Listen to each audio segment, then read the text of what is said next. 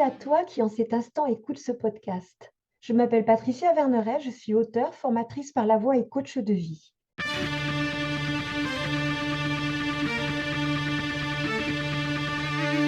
De par les cours que je donne, je suis en lien avec des jeunes gens entre 18 et 25 ans.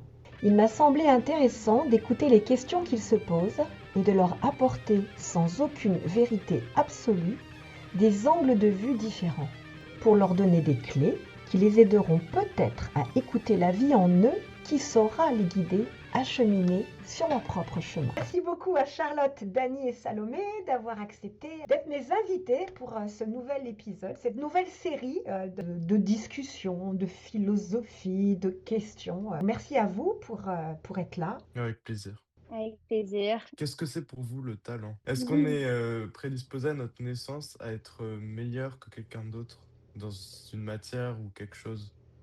Alors, N'importe quoi. personnellement, donc ça n'engage que moi évidemment, je crois qu'on vient tous avec des choses différentes, mais ça ne veut pas dire qu'on en fera quelque chose. Pour exemple, au cours de mes premières carrières artistiques danseuse et chanteuse, j'ai vu des personnes avec des facilités, on va dire ça comme ça. Les prédispositions, c'est que c'est quelque chose de facile, mais là, il y aurait plein de questions à poser. Qu'est-ce qui rend les choses faciles? Ça, c'est encore un autre débat. Mais en tous les cas, j'ai vu des personnes avec des facilités. Et c'était tellement facile d'ailleurs qu'elles ne bossaient pas. Résultat, soit ça ne s'est pas développé, soit ça s'est amenuisé, soit elles n'en ont rien fait. En tous les cas, elles n'en ont pas fait un métier ou elles n'en ont pas fait une carrière ou quelque chose comme ça. Et puis j'ai vu des gens moins faciles au départ, mais qui étaient tellement animés, tellement envie, tellement d'amour pour la voie qu'ils avaient choisie, que le travail a vraiment fait la différence et que ce sont devenus des gens, entre guillemets, talentueux. Si on voit le côté talent d'un point de vue technique, ça se travaille. Si on voit le talent d'un point de vue ouverture d'esprit, ça se travaille aussi. Tu as bien compris qu'en chant, ou enfin en tous les cas l'artiste, si on est sur le côté artistique, mais les talents, ils peuvent être un talent en mathématiques, une personne qui, dès le début, voit l'espace et est capable de voir comment ça peut s'harmoniser dans l'espace, tu vois. Tout ça, c'est des choses plus faciles, entre guillemets, pour les gens, parce qu'on a des attirances pour ça.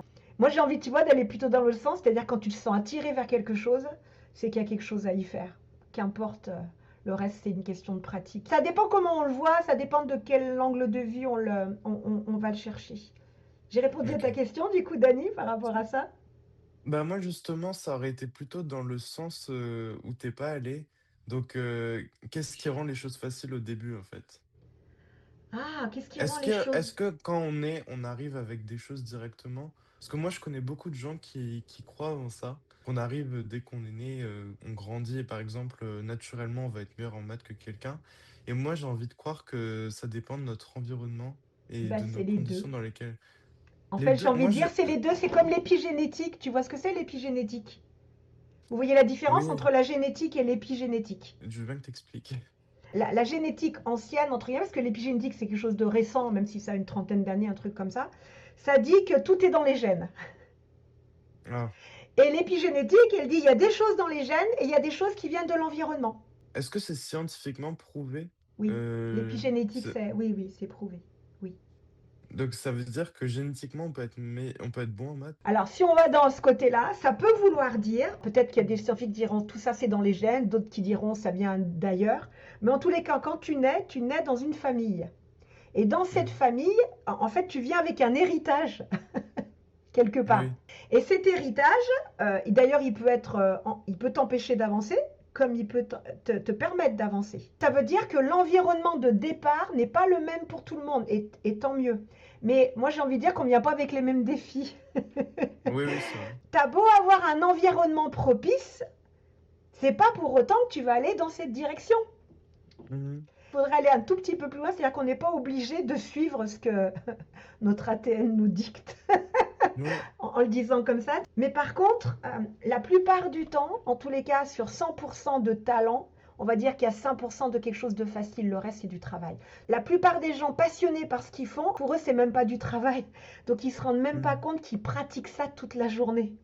Oui, Du c'est coup, à vrai. quel moment, tu vois, tu as l'impression que c'est plus inné que ce que tu es en train d'écrire. En fait, c'est un mélange, hein. On est vraiment un mélange de tout ça. À la fois, on a des choses qu'on a en héritage, on va dire ça comme ça. Et l'héritage, il n'est pas que la famille, hein. Il est sociétal aussi, il est le pays où tu es, etc. Et à la fois, il y a qu'est-ce que tu en fais et comment tu le transformes et qu'est-ce que tu as envie d'aller chercher, quoi. Parce que tu vois, par exemple, tu as des personnes qui naissent dans un pays qui vont voyager toute leur vie. Et il y a des personnes qui naissent dans un pays qui ne quitteront jamais ce pays. Mais les chemins sont propres à chacun. Ouais. Donc, c'est un mélange des deux. Tu vois, c'est pas aussi noir ou blanc. C'est les deux. Mhm. Et qu'est-ce que t'en fais? Il y a des personnes qui naissent dans des familles, par exemple, où on écoute de la musique toute la journée. Mhm. Ben, évidemment que l'oreille musicale sera peut-être plus sollicitée Mhm. qu'à un endroit où on va parler de foot toute la journée. Je raconte n'importe Ouais. quoi, hein, c'est pour donner un exemple. Et en même temps, ça veut rien dire parce que tu as des personnes qui naissent dans un endroit où il y a du foot et puis qui se sentent fortement attirées par la musique et qui iront vers la musique. C'est important de se dire, c'est tout dépend ce que tu en fais. On peut être aussi, j'imagine, repoussé par quelque chose qui est trop fort dans notre environnement, non? Si Ben, par exemple il y a trop de foot, et ça après ça nous amène par hasard à quelque chose qui est de base un échappatoire et qu'on aime bien. ben, il y a des personnes, tu vois, par exemple, qui font au début un rejet et qui finalement y vont. Oui. Et puis il y a des personnes, bah, elles ne se sentent pas là-dedans et c'est ok. Quand on devient adulte, enfant, on a un petit peu moins de choix, on va dire ça comme ça, puisque tu nais dans cet environnement et tu évolues dans cet environnement. Mais quand tu deviens adulte, tu as le choix, hein, de là où tu veux aller. Et tout choix amène une responsabilité d'ailleurs. C'est pas noir ou blanc et c'est pas figé. C'est important de se Mhm. rappeler que rien n'est figé. Ce podcast se termine. J'espère qu'il t'aura mis en mouvement pour te rapprocher un peu plus de ton être profond. N'oublie pas, toi seul sais ce qui est juste pour toi-même. Merci pour ton écoute.